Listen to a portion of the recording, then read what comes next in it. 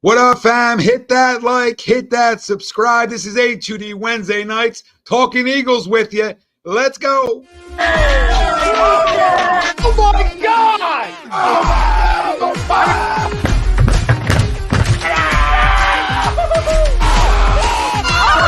I'm embarrassed. He's flying. Welcome in. It's almost time.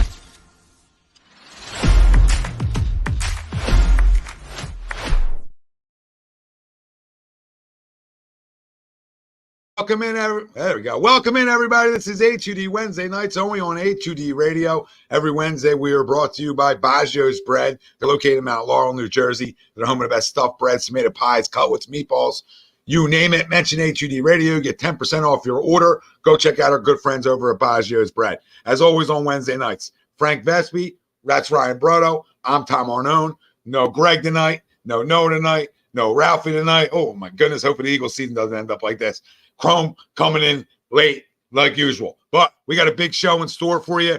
We'll give you our NFL records and division predictions. We'll let you know, hey, who's going to Super Bowl? Who's winning it? We'll get into everything tonight around the NFL. Eagles over and unders. We play this game before the start of every season. So we're going to give you a bunch of names. We're going to give you their over-unders. Are they going above it? Are they going over? Or are they going under? We'll talk about that on tonight's show.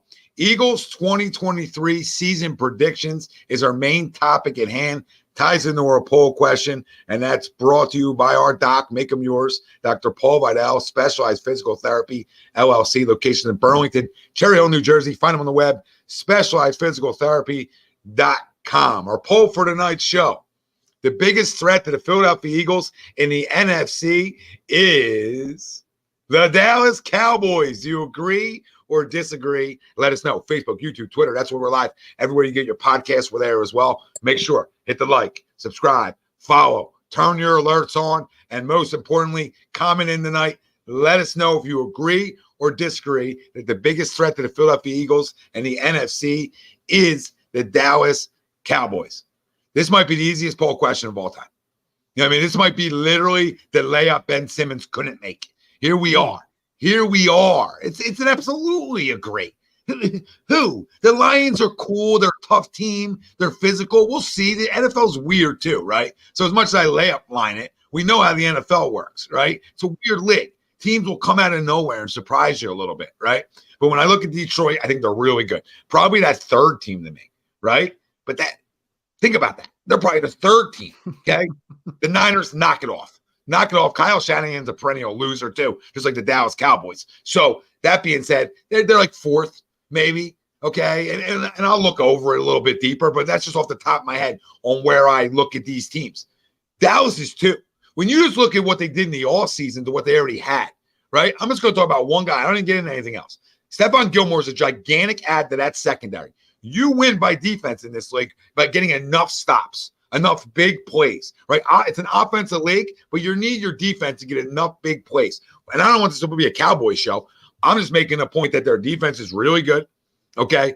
If healthy, their offense is very explosive, okay? And we don't know what Dak is, turnover-wise, etc. But they're built. They're built better than the San Francisco 49ers are, all right? They have a franchise quarterback that the Niners do not have right now, and we'll find out if Brock Purdy is that, okay? Coaching staffs, they're probably equal. And maybe McCarthy gets a little bit of a nod because he got a Super Bowl at one point of his career. And I don't like Mike McCarthy, okay? But maybe gets a little nod because Kyle hasn't won one.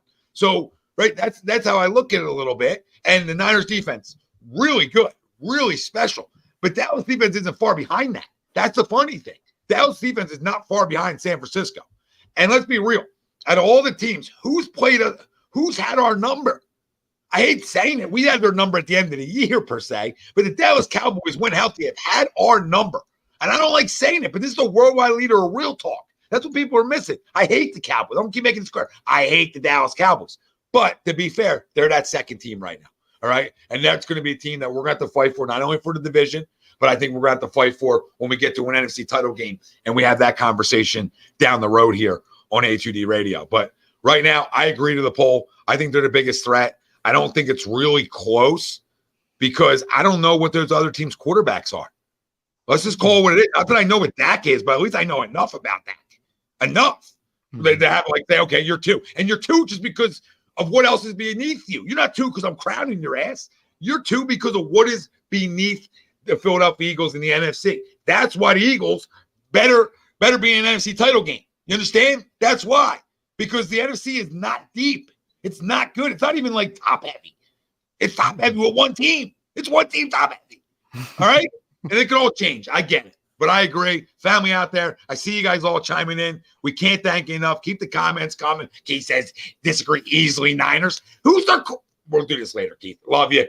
On to the next. I agree completely to the poll. Yeah, this is going to be really easy for me too. It's good because it'll leave us more time to get into like our overall predictions and everything. But I just want to remind something to a lot of people because I saw it on our social media where you posed the question about an hour ago. Like, I get it. Like, we hate the Cowboys, right? Like, there's no questioning that. It's okay to say they're good. Like, it's okay, right? Like, I don't enjoy saying it, but they're a good football team, right? And what? Worst comes to worst, I'm wrong, even though that's not a worst case scenario because that means the Cowboys are bad and pretty much everybody wins, right? They're the second best team in the NFC, and they just so happen to be in our division, right? I honestly think big picture-wise, and we'll get to this later, a couple years ago, you could argue that the NFC East was, well, the NFC least, almost the weakest part of the conference. I honestly think there's some teams in there that you could argue that bulk of teams in this division might be the strength of this conference, right? And I don't know if that's a compliment to this division or that's a shot at every other division, right? But I need to see it again with Brock Purdy, right? Like, I know what some people are probably saying to not only my poll question answered, but Tom's, like, oh my God, you guys are really crowning Dak. No, we're not crowning Dak Prescott, but at least we know what he is in the regular season, right? Like, we know what they can be. We're not saying they're going to win Super Bowls. We're not saying they're going to be the 1 seed. We're saying they're going to be a really good team, which if you look the last handful of years, they have been. And they've made improvements based off of that roster. Okay, so I completely agree to it. The 49ers, listen, their defensive roster is impressive. Their offensive roster is impressive. But until they get that quarterback right, or at least they show me again that it wasn't a complete fluke, I'm not going to give them the benefit of the doubt. I'm not going to say the 49ers are going to win 7 games or 6 games, but I don't see them being like this 14-3, 13, 14, 15 win juggernaut that I think a majority of the national media has them being. So I'm going to agree to the poll. I honestly think it's going to be, kind of the NFC East, Dallas and the Eagles kind of being like, oh, who's better, and us finding out in the playoffs. So I'll agree with that. Yeah, the San Francisco 49ers are the most overrated team in the National Football League, and it hasn't just started. This has been a couple years. I mean, listen, some really special defensive players. We know that, okay? All right? Obviously, the addition of Christian McCaffrey, you got Debo, right? Brandon Ayuk's turned himself into a good player, but like they get a little bit too much crown in the national media and around the National Football League. They really do. They're good. They're good, but that's it. Kramer? Frank, you want to go first since I'm fashionably late here? Sure. I'll answer the poll. While you do bring up very good points for the Dallas Cowboys, right now I am going to disagree to the poll, and I'm going to say it's still going to be San Francisco at the moment. I think San Francisco, they are still a very complete team. I mean, everybody likes to say they're one quarterback away. We got to see what Brock Purdy can do after that crazy run he had last year. Can he do it all again? I don't know, but we'll wait and see. But I mean, Dallas is up there in terms of being a third. I think they're just a notch below San Francisco, but miles ahead of your likes of Detroit and Seattle. And I'm not going to tease my predictions for the NFC, but I think Dallas, for me, I think they're the second biggest threat to the Eagles right now. But right now, it's still San Francisco. Really complete team. We'll just see what they can do with Brock Purdy under center this year. Yeah, I'm going to jump in with Frank here. I'm going to disagree to the poll, and the reason I'm going to disagree, I'm going to kind of go down the list. And all fair points that you guys made here. However, I'm going to kind of touch on a couple of them. First of all, you're right, Kyle Shanahan, perennial loser, but so has the Dallas Cowboys been for the last 30 years. Brock Purdy, unknown. So was Jalen Hurts last year. All we've seen is when he starts and finishes a game, he wins. That being said, too, when you look at that team, this is an organization that has gone to the Super Bowl with Jimmy Garoppolo at the quarterback because of how well that defense is built. And they do have offensive weapons. And I do believe that Brock Purdy is going to be better than what Jimmy Garoppolo was. Now, the tape's going to be out this year, so we're going to really see how he tests through the gauntlet. But when I look at San Francisco, first of all, with Dallas, right, Brock Purdy's already won as many or maybe even more playoff games than Dak has in his career. So if we're going by what we've seen, I've seen him do as much or more than what Dak Prescott has done in half of the season. And there's a lot of questions there. You have an organization in Dallas, and Dallas is very good. They're a close third for me, behind the Eagles and behind San Francisco. But there's still turmoil there. You have the owner going out and acquiring backup quarterbacks without even talking to the coach. Forget the quarterback. You don't even tell the coach, who's supposed to be the guy who's supposed to be pulling the strings, putting the offense together, running the show. And the reality is Dak's missed a lot of games over the last couple of years.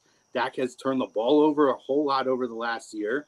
So even if he's a third stringer, there's always the possibility that Trey Lance may have to see the field.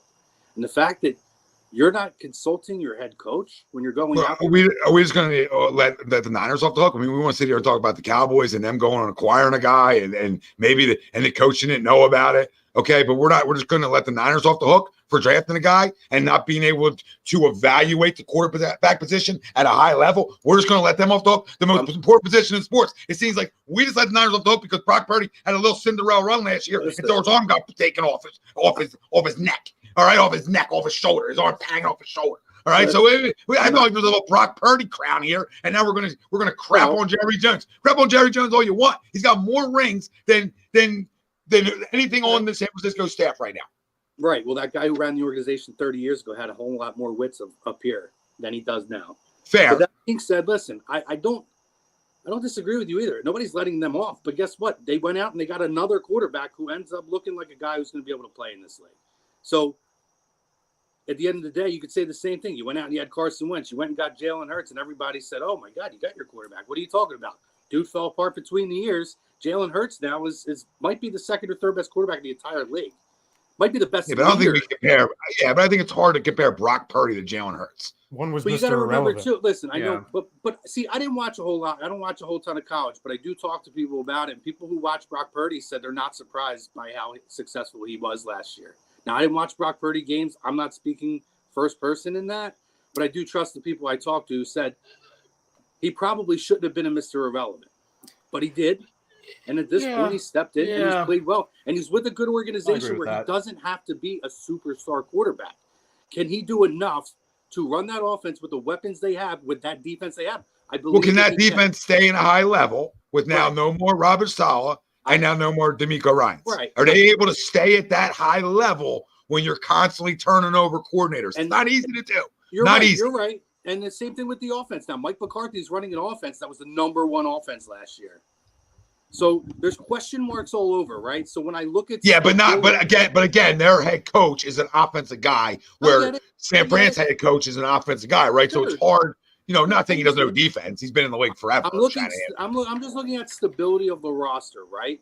Yes, the quarterback, there's some question marks there, but honestly, with what I saw last year and seeing what we saw from our quarterback last year, I'm not doubting a quarterback who's gone out and had success, particularly when I'm looking at an organization whose quarterback continues to falter every year in the playoffs. Chroma, I'll just ask you this because I think you put a lot of stock into this factor, right? Like, honestly, like what it means for the Dallas Cowboys, I think we all could give a damn, right? Because it doesn't involve us, but you put a lot of stock into the turmoil surrounding them trading for Trey Lance. First thing. No, I didn't. Yeah, you did. I didn't. You did? No, because they've had issues all off season. The fact that they ousted what's his name? Who was their coordinator last year? I can't think of his name off the top Kellen Moore?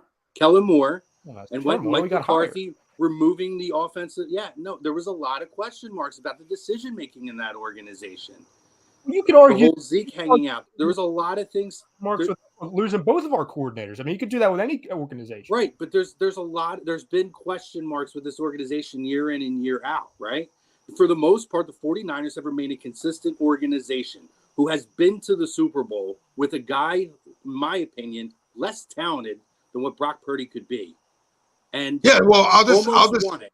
Yeah, this is a great conversation. And the greatest part about it is the most important part is it shows you how good the Philadelphia Eagles are. Now, when you're talking about I think the gap is big between them all. When you're talking about threat, there's one team I see twice a year. That's it. Mike dropped the whole conversation. There's a really good team. If they're third or fourth on your list, fine, right? Fine. That's not, I won't argue that. I want people rank them out, right? But what I will argue is I don't see San Francisco twice. I do see the Dallas Cowboys twice. That's a fact, right? That's a fact. So that makes it even tougher of a threat because they're in my division, right? And I play them twice. So it just makes it a little bit more of a threat to you when that team is really good or on paper really good. Well, also, Tom, you could easily, especially if you pencil in us as, like, say, for example, the 1 seed, right? And Dallas, even though they're really good, the best that they can do is the 5th seed, right? So say that's for the example. If those two things happen, which I think we would say, like, okay, is there a good chance Dallas is the best wild card seed? Yeah, probably. Right? Is there a chance that we're the best seed overall in the conference? Yeah, probably. Well, there's a very high likelihood you're seeing them 3 times because you're seeing them in the second round of the playoffs, right? So that's it right there. You wouldn't see the 49ers unless things really got weird to where they didn't win the division, but they're the best wild card. You wouldn't see them. You'd see them at most twice. You could see Dallas up to 3 times. So I think that's big, especially late in the season too. Yeah, I agree. I totally agree with it. So, I mean, listen, I get it. And I get why the Niners are going to be in the conversation. I get their stability in terms of winning football games. I just don't know, one, organizationally, do I trust that they can even evaluate a quarterback, right? I mean, a lot of apologies, a big apology tour. First off, I told you Trey Lance stunk draft night. You're talking about an offensive mind who runs an offense that actually helps the quarterback out. And you can't, and when you do see the field, you get hurt. I get it, but you can't win a job in camp. You come into this camp and you can't win a job. I get it. Last year you got hurt, but this year you're coming into camp with a chance to win the job, and you can't show well enough. That's most guys get fired for that. Most guys get fired. John Lynch is lucky as shit right now that he's done such a great job drafting elsewhere. Because if he hasn't, the franchise is in turmoil right now. Tom, we said it on one of our Monday shows like 2 months prior to the draft, it was right when they decided to move up, and everything came out that they moved up without knowing which quarterback they wanted, right? So we both said, oh my God, you're moving up and you're doing like an RG3 type draft package, and you can't pick between 3 guys. We're like, oh, okay, whoever they pick is going to suck. We figured they were going to go Trey Lance because of the intangible. And we lost Ryan. I'll say this to Umberto. I do agree with you, New Orleans, because they have an easy schedule, right? Per se, at least it looks like on paper. Derek Carr should make them better. But again, do we trust in that coaching staff too? So there are factors with all of them. But let's get into some Eagles predictions. We're gonna give out a record prediction for the Philadelphia Eagles now, and then we'll go to our Eagles over-unders. We can do that. Yeah. Tom, what do you have them? What's your final record for them? Oh man. 13-4.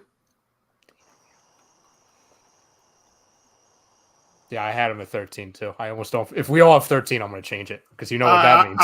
I too also had 13. So 3 out of 4 people on the panel have 13 wins. Screw it. 14 and 3 then. I'm not scared of no ghosts. Hold on, I ain't scared of no ghosts. I don't even know what their schedule is. That's how much I don't care. Week to week, I'll know who they're playing, right? And I know who they're playing week 1. All right. Well, can I be honest with you, Tom? If they, aside from health, right? Like health is the easy thing. If they do not have a similar season to what they did last year, I get the harder schedule. I don't buy into that, right? Because every week is different. You have no idea who's going to be healthy on the opposing team. If they do not have anything close to a season like they did last year, somebody effed up, right? I'm taking injuries out of it because obviously if somebody gets hurt on the field, then expectations change. But if they are anything close to a healthy organization and roster and team, and they underachieve drastically, somebody effed up and somebody effed up big. Oh yeah, like we talked about the other night. Like, you know, if they don't win 13, 14 games or 12 minimum, right? You know, if they're not 12 or up, then we got a problem. And that means either Jalen took a step back or a bunch of guys got hurt, or, you know, Nick and his coaching staff did a terrible job, or whatever the case may be, right? Which we would find out as the season went on. But if they're mostly healthy and mostly healthy in key positions is the most important part, and those key position guys stay healthy, there's no reason this team shouldn't be 12 wins more. And if they're not, and we got a problem, then we're gonna be a lot of yelling and screaming on the nights I do shows. I can just tell you that, a lot of videos ranting and raving, you know. And I love Nick. You know, met him a couple times. You know, just out and about per se, and he's a good dude. But listen, I heard you talking about the whether or not he's going back to calling plays. I know you guys talked about that on Sunday. Listen, we gave him a lot of credit after that Raiders game, his rookie season as the head coach, where he kind of pushed it to Steichen. And I get, it's a first year, you know, offensive coordinator, you know, replacing Shane Steichen. But Brian Johnson's been here, okay? And again, like it's really a gray area, at least in my opinion, like, the head coach is calling plays. I feel like it's always like a group effort, right? Like, unless somebody's like really, their ego is like they're going on an ego trip. But I really hope it's not something. And maybe it was just an example of like Nick feeling it out, right? His rookie season as a play caller. But that's like really the only question I have.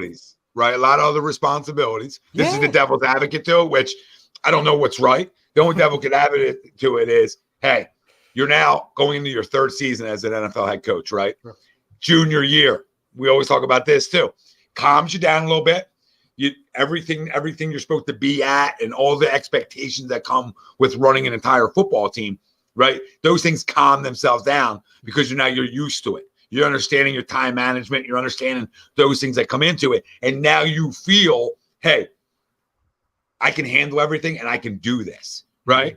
And, you know, I don't think Nick operates on a guy that's going to get a free pass in this city. I think he's smarter than that. And I think he's smarter than that to say the same thing you just said. If that fails, right, if his play calling looks like it's failing this football team, I got to believe he'd have no problem giving those plays calls up to Brian Johnson. And I also got to believe, even though Nick may be calling plays, this is a collaborative effort, right? Because the great organizations run collaborative efforts. The great organizations don't run dictatorships. That's the difference. So, you know, we're going to find out. But if these guys are healthy, man, goodness gracious, you know, some little kid, you know, in mama's basement right now can call plays, you know, playing Madden. I mean, if this offense is what it's supposed to be. It's a little different, right? Because it's on the other side of the football. But listen, Jonathan Gannon was the defensive coordinator last year, and we saw what that defense was. We'll be fine. Yep. We'll be fine. We fine. saw that in Super Bowl 57. So I don't want to relive that again. No, do not. So, Frank, you have 13, right? You have 13. Yep. I jumped up to 14. Cromer, where are you at? So I could see them winning 14, but I'm going to tell you why I'm settling at 13. I'm going to 13 almost as a default because if I'm really looking at their schedule, right, I think they're going to lose the Chiefs game because that's tough coming after two divisional games. Yeah. Two going on the road in Kansas City. That's it. Come on, we know what that game is. I'll give you any other game on the schedule, but that's a revenge tour to me, right? That's Turfgate. That's Turfgate. I would love it if we do get the.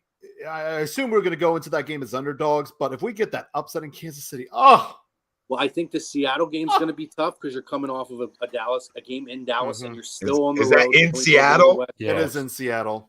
It's in Seattle after being in Dallas the week before. We don't play well there. We don't play well. Is that Dallas game a prime time game? As of right now? Yeah. That is a prime time game. That's an 8:20 game. That's a Sunday night game? It's a Sunday night game.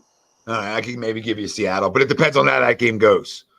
Well, and I think, and then the third game I have them losing is one of the Cowboys games, right? But everything you said is fair, right? What makes me think the opposite of this football team is how resilient and how focused they are. So all that with certain teams, I buy into that stuff. With mentally focused, strong-minded, on to the next type of football teams, which you all go as the leader goes, right? And that's how his MO is. So when my leader's MO is that, mostly everybody else follows suit to that, hey, we're on to the next one. So I could see like traveling west, you're tired, that kind of stuff, fair. But we go as the big dog goes. And when he's quick to be on to the next one, and he's locked into every detail, every week, every meeting, right? Those things translate to the rest of your football team. So with all that being said, you can find 3 losses anywhere or 4 losses, right? At 13-4, you can find 4 losses anywhere. I'm just not going to buy into those types of losses. Well, the right? 4th loss I have is simply because I think they're going to win the division and rest people week 18. And I think I could see them losing that game against the Giants. Mm-hmm. It's in New York, so I could see them just kind of punting that game, so to speak. So unless they're competing for home field advantage, so I'm going to say 13. I could see them doing 14 realistically, but if they punt that last game, I think I could see that happen. Now I was looking in the comments. Oh, go ahead. Oh, that's it. Right. That's just it. It's all only right. So for those asking in the chats, when the last time we've won in Seattle, we're going to go back to 2008 when we beat Seattle in Seattle 26-7. Won the World Series that year. Won the World Series. It was. Yep. 2-for-1 special time. Beat Seattle this year. Going back. You know what I'm saying? Geno Smith.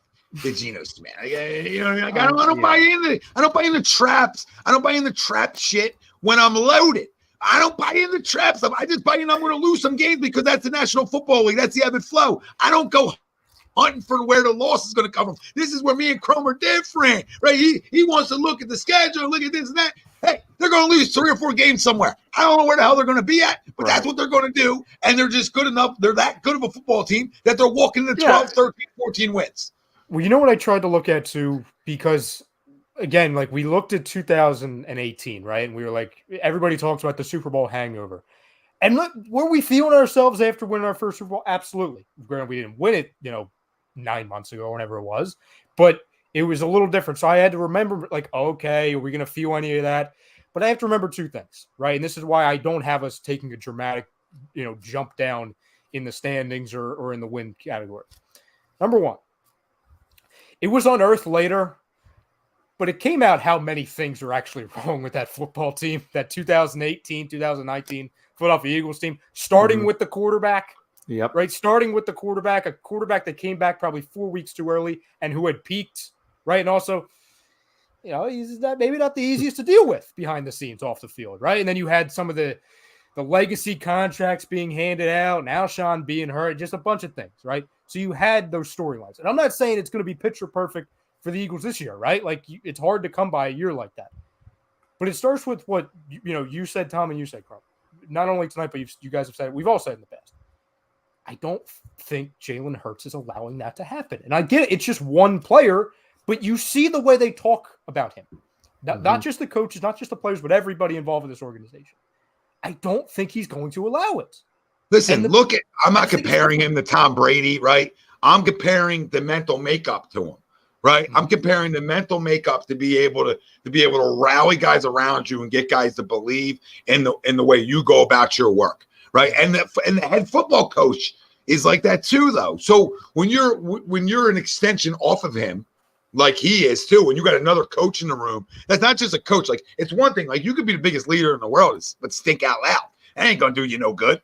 But when you're in an MVP conversation, you took your team to a Super Bowl, you showed how electric you are, how calm you are in big moments, right? People see that. Guys see that. There's no way. And you drafted a football team. This is where I continue to run back from because I've never been more right in my goddamn life, right? Because it doesn't happen often. But when you go and draft guys from the big-time programs that are used to winning and they're team captains and they're damn good football players, you create a culture.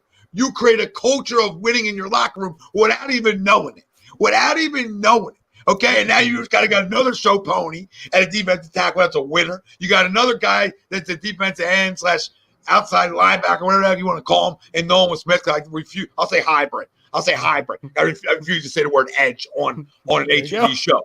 All right, okay, but a hybrid. You got a hybrid guy out there. All right, good. Prius. You got a good Prius out there, brand new with Nolan Smith. Another winner, right? Look at DeVonta's done.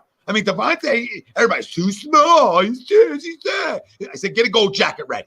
Get a gold jacket ready because the dude's a winner. The only one I was wrong on essentially is Jalen, right? Because it didn't show in college. But because he's such a winner, because he's such a worker, he's gotten better.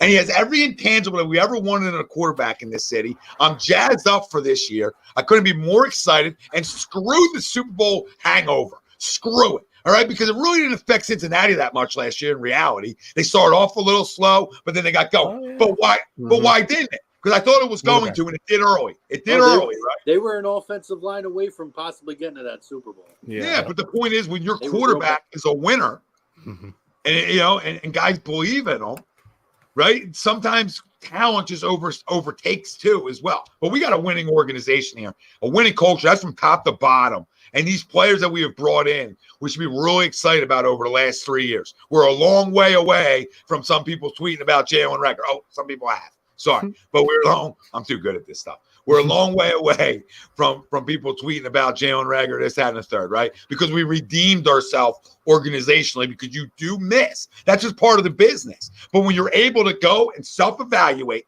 take a step back and say, well, why did I miss this? What do I need to do different? Well, I give Howie Roseman in this organization a hell of a lot of credit because especially when we talk about like the post couple years after us winning that Super Bowl, especially at the end, the tail end, the 20 season, all that, you not only had a bad organization, or I'm sorry, a bad team, but you talk about what's the culture like? Like, is this a bad culture? And what does this organization do in the years following that? Oh, he just goes and gets the Georgia and Alabama All-Stars. And then he has the Tom Brady, Michael Jordan, we're not comparing them on the field yet. Like, we'll wait a couple years, but we're talking about the mindset. We put them right in the middle of the leadership you already had on the defensive side. It's amazing. Second thing, and I'm not even trolling when I'm saying this. Did Rager get cut today? I thought I saw something about that. He did. Yes. Okay. I don't pay attention to him anymore, but I just wanted to clarify. Who had him again? Was he still with Minnesota? Yeah, they were trying to trade him, and the NFL was like, no. For some reason, I thought he was done with them after this. He's pathetic. No, he was technically done with them after like week 2. He dropped 2 punts against us. Listen, I love Howie, and Howie gets his flowers. He has twice completely restructured and built a roster to get to 2 separate Super Bowls. Totally different teams. So kudos to him. But man, the Jalen Reagor instead of Justin Jefferson will hurt forever. It's all right. We have DeVonta. It's okay. Yeah. It's all right. We have DeVonta. We have DeVonta. We have AJ. We're set. I would We're like set. both. I would like both. But yeah, I want to. We essentially have both with AJ, right? In a way. And Chrome, they're not trying to get DeVonta if we have Justin. I don't think we suck as bad. I don't think we would have a lot of people with Justin. Yeah, I'll be fine. I'll be okay. We'll be fine. Sometimes things happen for a reason. All right, so let's get into our Eagles over and unders, which is always a fun little game we play every year. So, Frank, I think do you have the paperwork on that? You have the form? Oh, okay. I did it on the Google Doc. Paper. Yes. I know. No paper. No paper this time because, well, one, when I was typing up the list, I did not have any paper on me, so I did it on a Google Doc. Very good. Well, I also think we learned last year from our the laminated paper. You lost it in week 2. From our picks, yeah. I think week 2 or 3. I honestly don't know what happened. I guess somebody probably You still never found that? No, I couldn't find it. Wow. Yeah. All right, go on, Frank. Okay, so let's start. Well, we already covered the over and under under 11.5 wins. Everybody had the over. Yeah. Over. Better be. All right, now let's start with our. Let's start with one Jalen Hurts because he had plenty props on here. Let's start with his passing yards at 3,625.5 yards. Over or under? This is passing. Over. This is passing, Frank. Just passing yards. Passing yards in the regular season. Over. Yeah, if those two. I'll just include the 2. If they stay healthy, he's going over. Was it 36? 3625. I mean, he threw for 37. He threw for 37 last year and was hurt. So, I mean, that's a little scary. I don't like Vegas's number right there. That sounds like easy money. That's a little nerve-wracking. deep down, but I'm going over. I mean, my bold. I don't my like bold- that. I thought it was gonna be like 38. I mean, you know what I mean? That's a little Yeah, I worrisome. think it should have been higher. You know, one of my Eagles bold predictions was that he's going to lead the NFC quarterbacks in passing yards. So I have to go over that because there's no way he's going to do that with going under that. And my bold prediction regarding Jalen Hurts was that he was going to combine for a crap ton of yards. Too many yards to count, so I'm also going to go with the over. Okay. All right, now let's go to the passing touchdowns. 22.5. What do you have last year? Anyone remember off the top of their head? I'm pulling it up. Thank you, sir. I'm going to go over. Yeah, 22. I'm going to go over because I do think they're going to utilize the passing game with the backfield a little bit more this year as well. Swift, yeah. And if you know, knock on wood, Goddard can stay healthy the entire year. That's another big target in the red zone to where we don't have to do the tush push every play. So I'm going to go over on this. I think he might get to like 25, 26. Yeah, I'm over Yeah. too. Yeah, I'll I'm take over the too. over. All right, now we go to his rushing yards. 725.5. What did he have last year? He had, I think, 7. I want to say like 812 or something. He was 760. 760. And what is it, Frank? 725. Under. I got to go the under here as well. I hope that it's under because I don't want him to have to be running with the football that much. I'm going to go over just because we all are like, that's the one thing I think on this planet we're cool with the under. You're like, oh, go under. But I think it's still going to be something. It's going to be the silver lining. Like every week, we're going to be like, stop running. Oh, okay. You're free. You're in the touchdown. Okay, good. You're in the end zone. Fine. But stop running. So I'll go over. Man, this is a tough one. I mean, I'm still going to. I mean, I had the bold prediction the past 2 years with the, with the Randall Cunningham yards from last year. That shoulder injury kind of killed all hope for it. But man, so I still want to stick with the bold prediction. I'm going to go. It hates me to say, I'm going to go the under. And his rushing touchdowns, 10.5. Okay. 13 last year. Thank So you. I'm gonna go even. I think he has 10 on the button. I'm gonna go chalk. I'm gonna go push. A little push here. I'm gonna go under again. Okay. I'm hoping Goddard stays healthy, and I feel like this backfield will catch the football a lot more. So I'm gonna go under, slightly under. It might be 12. He might have 12 this year. Or what was it? 10.5? 10. It was 10, yeah. 10? Shit. All right, never mind. I'm gonna go over, but I think he's gonna go under what he had last year. Yeah, I'm going to go over too. He's just what he's able to do in the red zone and short yardages or with his feet. Listen, I'm all for keeping him healthy, but he's just so good over there. And he's I don't think it's even for about 1 keeping yard. him healthy. I just think that 10's a lot. Well, Like he's that's a already- lot. He had 13 last year. You can't do the butt push anymore. So that's not, it's not easy now, right? Can you still do it, or are you allowed Yeah, to you do can it? still do Yeah, it. they're allowed to do Whatever. it, yeah. They were Okay, NFL I know. tried, Tom. They didn't do it. They couldn't do it to us. That's all I heard. So I just assumed that somebody caved in 2023 because that's what happens. No. So I wasn't quite sure, but no.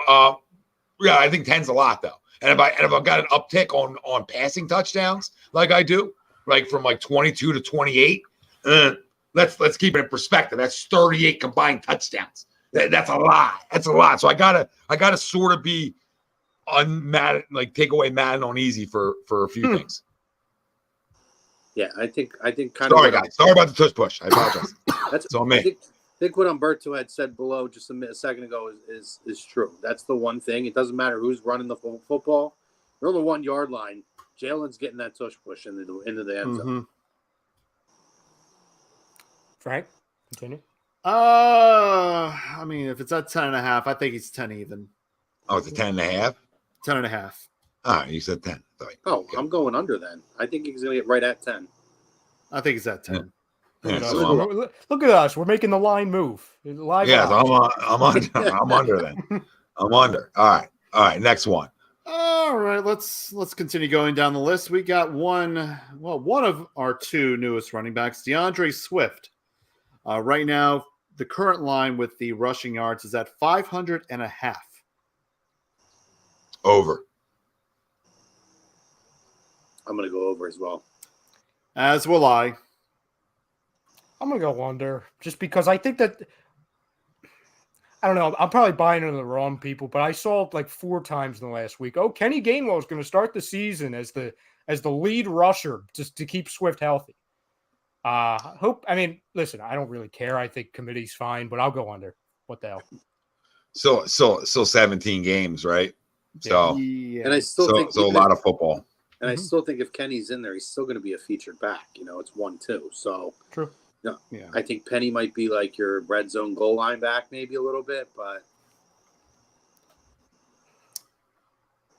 Oh, geez. I'm gonna go slightly over. Okay, next. All right, now sticking with DeAndre, it is rushing touchdowns at 3.5. Over. oh, he's going rushing touchdowns. I'm going to go under. Because I think he's going to have. I think he'll have more touchdowns than that. But I think he's going to have more out of the passing game. Like I could see him getting like 2. Because I think when they're getting deeper into the red zone, it's when you're going to start seeing Penny or Kenny, where they're going to be using Jalen, obviously. So I'm gonna go around. I'm going to say 2. So I'm going to go under. I'll go 4. Yeah, that's where I'm at. I'm gonna go over as well. I'm gonna say, let's go 5. Okay, next. All right, now we go to the other of our newest running backs. We got Rashad Penny. We do not have any rushing touchdowns so far, but we do have rushing yards at 575 and a half. Under. Yeah, under. I have no idea what to think of him. Part of me likes Boston Scott more than him, but I know that he was really good in Seattle when he was healthy. I only like Boston Scott against the Giants better than him, but if he's healthy and being like kind of the third back, I think helps to keep him a little more healthy. I would much rather have him because you can't deny, like I'm not saying you specifically, just in general, you can't deny a guy that's averaged almost 6 yards a carry when he's been healthy. Oh yeah. Yeah. I still think 400 is a lot, right? I 450. You know what I mean? So I don't have him under like 100, right? I got him around like 475. Well, What was especially it, 5? Third guy, Tom. Yeah, like I think I have him somewhere around like 400. I also have to be cautious with my overs with the running back because I just said like 5 minutes ago I still see Jalen running a lot. So I'm like, okay. Technically, is Penny the 5th? Yards off the backs. Yeah, I'm like, okay. I'm gonna go slight under as well. Okay. All right, so no more prop bets on our running back so far, or prop plays. We're going to go to the wide receivers right now. We're going to start with Swole Batman himself, A.J. Brown.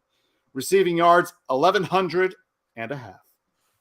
Anyone know what he had I'm last going to year? go under. I think he's going to eclipse 1,000, but I don't know if he's going to get over 1,100. I'm going to say 1,050, so I'll go under. What was it again? 1,100 and a half. For who? Sorry. Brown. A.J. Brown. 1,100 and a half. Over. I am also going to take the over. Ooh, he had nearly 1,500. Yeah, he's better go over. You can pay a lot of money to go over. If you don't go over, you better have 18 receiving TDs then. Well, let's go right to his receiving touchdowns. It is at 7.5. Over. Yeah, Better over. be. Yeah. That's easy Yeah, over over. for me. Over.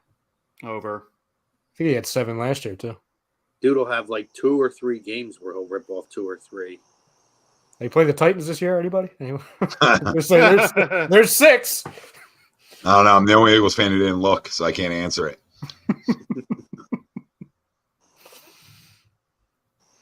Frank, hello. Let's see. Now let's go next door. We're going to go to Skinny Batman, DeVonta Smith. 1,500 for receiving yards. Over. Over. Over. Over. Yeah, no brainer for me. Over. Next. Chrome, did you Over. Okay. All right. So going to Dallas Goedert now. Receiving yards, 675. Oh, wait. Better be over. Yeah, 675. Better be over. Yeah, if he's healthy, he's going over. It's just that's the only thing that stops him. It's just That's where him I'm at. I'm suiting like, up. Rusty. Yeah. I wouldn't bet this if I was betting props right now, but I would. If I was betting this, I would bet over. Well, it should be easy, right? That's why I would bet it, right? Because like that should be a layup. But I'm again, trying not to go on Wait. the assumption that guys are going to be hurt, but this guy's hurt every year. It's a trend. It's something that's always. Is he going to miss 2 games? Always Is he going to miss? yeah, well, Maybe maybe more that's the ultimately. case, right? Maybe he only misses 2, right? Like maybe it's a situation where he only misses 2 or 3. And if that's the case, he's definitely going over that number. Fair. The only thing keeping him from going on a number is he misses the whole half a season. And even half a season, he might get over that. You know, in 17 games, if he's playing in 7.5 of them, per se. You don't get a kick out of, and again, like I actually like the player that they traded for, but people were like, "Oh, is that a sign for Dallas Goedert that they traded for Aquibonum, the guy from the Broncos?" I'm like, it's because Calcaterra. I don't know if Calcaterra made the team. Both Calcaterra and Stoll made the team as well. So whatever tight ends that didn't make the team, that guy sucked. That's why you traded for Aquibonum. Yeah, and that poor victim was Tyree Jackson, by the way. And he signed with the Giants. He's fine. I don't owe him anything.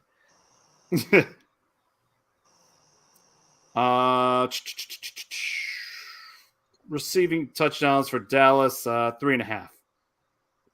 Over. Over. Yeah. If you don't go over on that,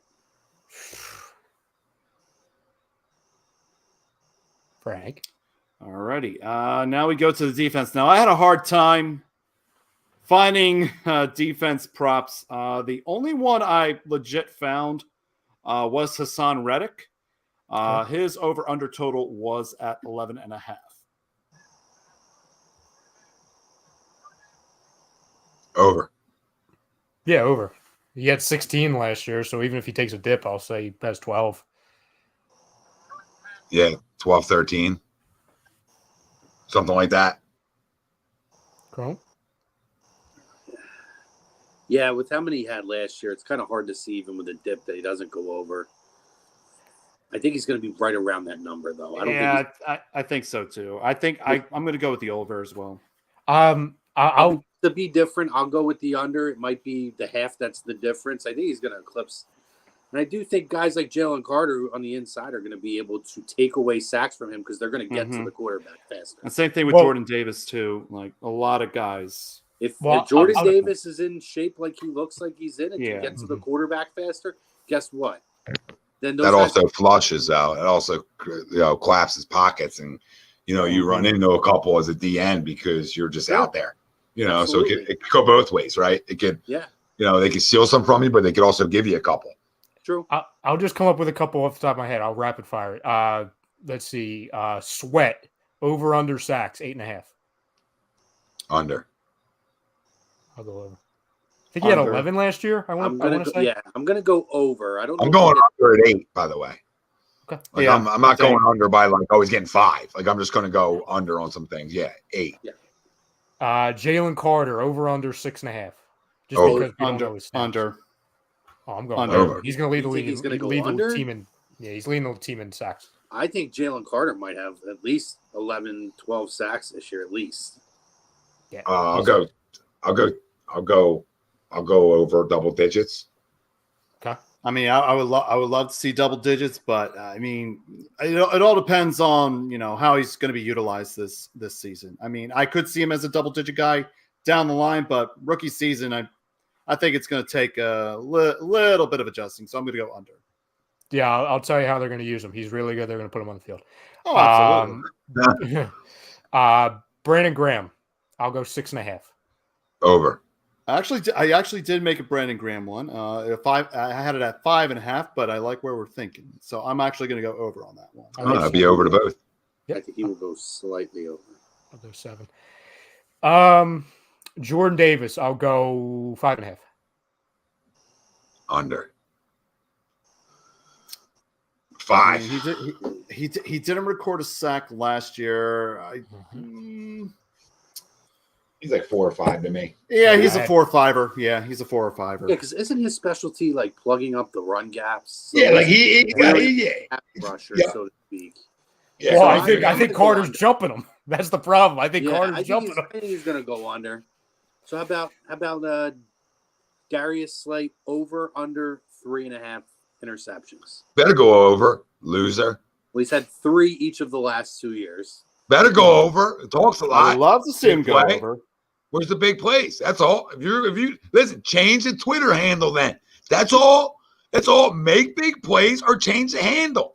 Because I love when the guy's wife sticks up for himself way too much. You know what I mean? Like, and I love a wife should always be in your corner. But goodness gracious, the two of them on Twitter, he can't do nothing wrong. You would think he's Dion in his prime. Like, you know what I mean? And I love Darius because he's an Eagle. But like, come on, change your name if you don't get over 3 picks and a pass happy leg. God damn it. Come on. Chrome, it's officially Eagle season because It Tom's back against It is. Slay. I've waited so long. Diving in Slay. I've waited so damn long. What up, Greg? Humberto preaching. Yeah. So same number line for James Bradbury, who's had 3 and 4 the last 2 years. Is he going over or under 3.5? Over. Over. Yeah, over. Take the football away a little bit this year, boys. Huh? What do you say? You know, And you, a little bit. Chrome, can you come up with an over under interceptions for Ed Reed Blankenship? For us? Over under a half. No. We'll say 1.5. I'll go over. Yeah, he's got to replace Not a CJ bad Gardner quarterback. Johnson with 6. Yeah, he A was lot of bad Listen, quarterbacks. CJ? Mhm. A lot of bad quarterbacks in this league. Well, listen, So, if you look at the advanced metrics, and we talked about this that I think benefited CJ last year, what's that he mean? very easily could walk into 3. Very All right. easily could walk into 3. Having Slay and Bradbury next to him.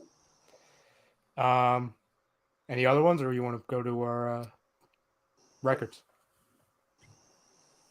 N'Kobe Dean, Oh. over under 90 tackles. Ooh. Over. I think he's Over. going to be a monster this year. Yeah, over. Yeah. Most Yeah. people probably don't think that. We'll say 95 then. I'll say 95. I'll make it closer to 100. For people that have to think a little harder. Still over? Still over, boys? I'll go 96. I'll go 96. I'm rolling with it too. 90. I'm 97. All right, 97. All right, I'm really going to blow the roof off this. Oh, we're bitch. going to price this right it. All right. You're going to then. give me like 113 over here? give me 98 Oh, then. I was like, I was a good 110. I'm gonna go 110. I'm gonna go 110.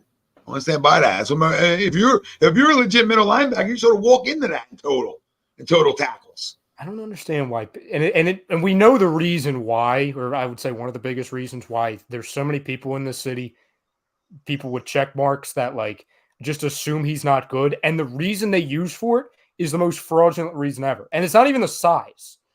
It's he didn't play all last year. There's a reason for that. Yeah, because he didn't freaking have to.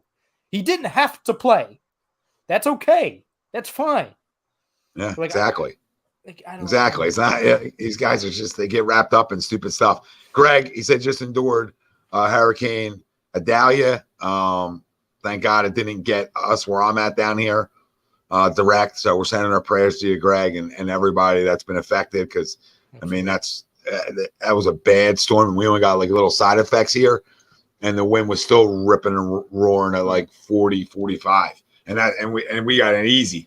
And stuff was still flooded. As of yesterday, you could see the bay rising, and it was pretty insane to see. Like a dock I'd walk down for jet skis is yay high per se. That was all underwater, and that was before the storm even came through. So, praying for everybody's safety and everybody's family that has been affected, and not only Florida but in Georgia and working its way to the Carolinas. Everybody be safe. Yeah. Be safe. It's a crazy time of year. This month and a half. Yeah, don't sit around and think something won't happen to you. Nah. That's what I'll say to people. Don't assume. Water's one thing you don't want to play around with. No matter how high out your house is, no matter anything, strong water will rip it all. Yeah, It's like the Eagles. A strong football team will rip up the lake. Mother Nature is undefeated. That's for damn sure. All right, so we got like 5 minutes here, right? So let's rip through this. Okay. This isn't hard to do. We're just No, I just want your division winners, right? We don't got to get into every team's record, right? Okay. I just want division winners and their record. Starting the AFC East, who wins the AFC East? I've got the Dolphins at 13. Dolphins at 13. Buffalo at 12. I got the Jets at 13. He's back in. Back in. He's back in. I'm back in. I got the Bills right underneath them at like 12. So they're like they're neck and neck. Yeah, I got Jets at 11. Okay. I got 3 teams in that division making the playoffs, though. Yeah, rightfully so. We'll get into our playoffs quickly after we just get through the winners, right? AFC North. I'm going to go Baltimore here. I'm going to get crazy up in here. I know exactly. I know where you're going. I know where you're going. So I went different because I'm right there. That was going. the deciding factor. Like Tom's probably going to go with this team. I'm going to go Bengals at 12. I'm going to go Baltimore at 13. Tom's going Pittsburgh, isn't he? 100%. Give me Mikey Tomlin and the boys. Wow. Let's go. Mikey Tomlin and the boys at 12. I got, I have another team making the playoffs in that division, but, whatever. All right, AFC South should be an easy one. Should be chalk talk. Jacksonville. Absolutely, Jacksonville. Led by the MVP of the league, Jacksonville Jaguars at 14. Giddy up. AFC West. Denver. No, I'm kidding. That's Broncos country. Let's ride. Yeah, okay. This is Kansas City. Yeah. Yeah, Kansas City. Kansas City, they're going to win a bunch of games. NFC East. Eagles. Right? We all have them. Yeah. Eagles are going to win a bunch of games. Yeah, a ton of games. NFC North. Detroit. Detroit at 11. Detroit at 10. I got Detroit at 12. I couldn't do it, Crow. I wanted to put him at 13. I wanted to go far with him. I know where you're going, Tom. Chicago is going to be sneaky in that division, though. No, I don't Tom's know, not man. going Chicago. No. Give me the Packers win this division. Yep. Give me Jordan Love and the Packers win this division. I don't know. I got a weird feeling about that. I will say really quickly, I am so excited to see if Jordan Love is good, and I have no ties to caring if Jordan Love is good. Yeah, I'm there's so no real fascinated. vested interest in just to see what happens. I mean, I'm just curious, right? Because they always get the next guy right? So I'm just curious organizationally if they hit another one. He could be awesome, or he could be freaking Trey Lance. Like I have no idea. Yeah. That's just an interesting pick for me, just to go out different, right? Because some of them I like to have fun with. That's a weird division too. Yeah. NFC South. Who do you guys got? Panthers. I got New Orleans. Panthers. it's got to be New Orleans. I got Carolina too, because of my boy. Yeah, my boy Bryce. I love Bryce Young, so I'm going Panthers. I think the Panthers are a year away. I got New Orleans at 11 wins in this division. It's going to be tough. Fair, rightfully so. That was my shocker, Tom. There's always a shocker every year. That's my one. Yeah, and that's not even like my shocker because I took Green Bay, right? So I think double shocked you. I went double shocker on her. NFC West. Listen, I'll be honest with you, it's not Seattle. So everybody's not. It's San Fran. It is San Fran. I right? teased it earlier. With a weird chance for the Rams to be maybe in the conversation. That's the sleeper this year in the NFC West because everybody's out on them. Well, you don't know Stafford exactly. Yeah, if Stafford's healthy, they're competing. If Cooper Kupp and Matthew Stafford are healthy, watch out NFC West because they're going to be in the conversation. I just can't. We have no idea, but they have so many undrafted free agents on the Rams, right? Like just to fill a roster, and like half their good players almost retired, right? Their coach, Aaron Donald and Matthew Stafford, they were like halfway out the door. So I'm like, yeah. All right, so we got 50 seconds here to make our picks. So, Frank, I'm hitting it at an hour. I know you're looking at me. If we're just doing conference championship here, we don't need to we don't give every one of your teams to make the playoffs. We can. No, I mean doesn't matter. My Super Bowl, I have Eagles and Dolphins, and I have the Eagles winning the Super Bowl. I've got Eagles, Jags, and I've got Eagles. I got Eagles.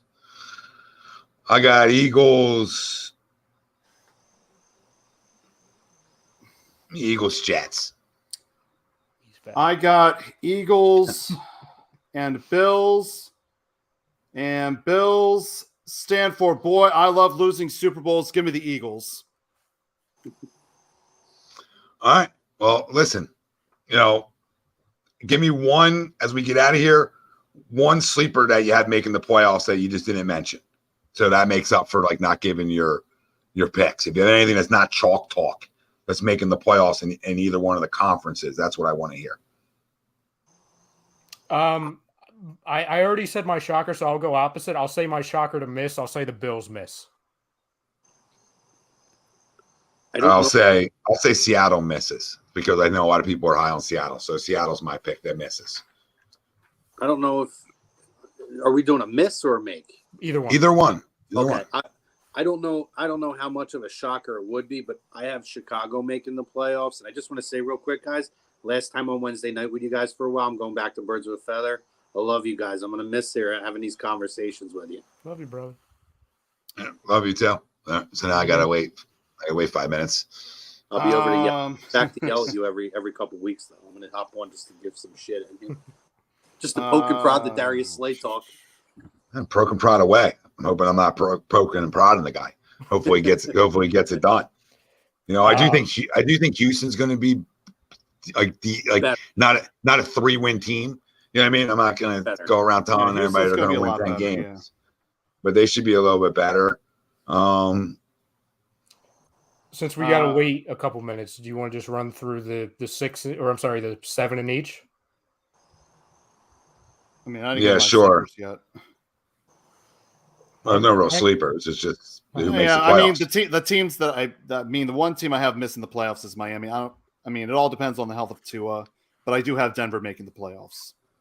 That's one of the. Yeah, I got Buffalo, the Jets, Pittsburgh, Cincinnati, Jacksonville, Kansas City, and I'm going to throw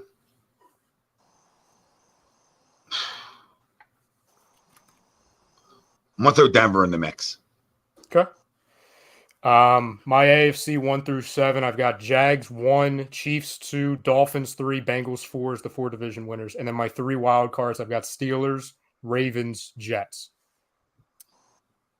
My AFC, I got Kansas City 1, Buffalo 2, Baltimore 3, Jacksonville 4, New York Jets 5, Denver 6, Cincinnati 7. Yeah, in no specific order. In the NFC, Eagles, Cowboys, Packers, Detroit, Carolina, San Fran, and New Orleans. My NFC 1 through 7, Eagles 1, Niners 2, Lions 3, Panthers 4 as my 4 divisions, and then my 3 wild card, Cowboys, Giants, Saints. Yep, that's one team I do not have making is the Giants. My 1 through 7, I'm going to go Eagles, Niners, Saints, Lions, Dallas, Seattle, and Vikings. Cromer? My AFC in no particular order, I have Buffalo, Jets, Miami, Baltimore, Cincinnati, Jacksonville, Kansas City.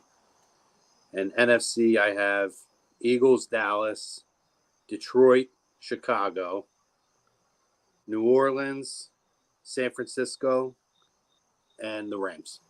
Yeah, the Bears are like the darling of the media. They stink. They stink, and I can't wait for them just to stink. Okay, something's tiresome to me. The Bears are already tiresome to me. Okay, good luck.